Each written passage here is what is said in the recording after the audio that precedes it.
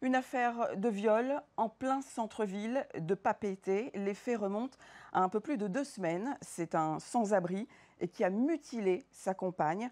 On apprend aujourd'hui qu'il était sous l'emprise d'ICE, un acte de barbarie qui questionne et qui fait bien sûr réagir toute cette communauté. Laure Philibert, Mereteato.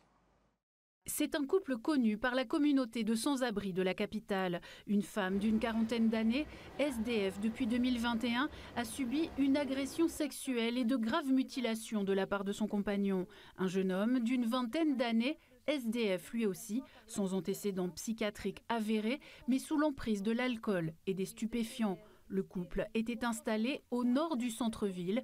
Les faits d'une extrême violence ont heurté les personnes sans domicile fixe. C'est carrément un choc.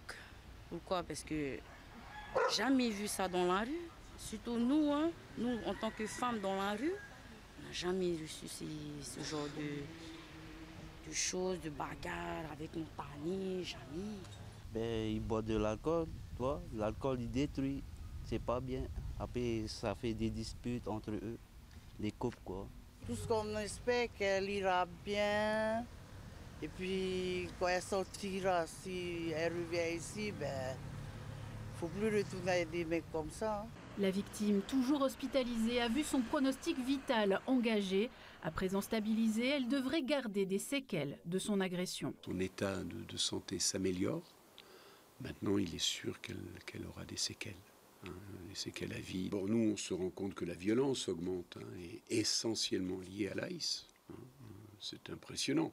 Je dis toujours que la rue n'est jamais que le pâle reflet de l'iceberg, et qu'elle est finalement une photographie un peu précise d'une réalité cachée.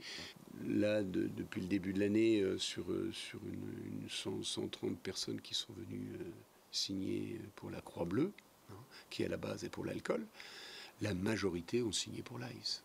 Le jeune homme est placé en détention provisoire. Une information judiciaire est ouverte pour viol et acte de barbarie. Il encourt 30 ans de réclusion criminelle.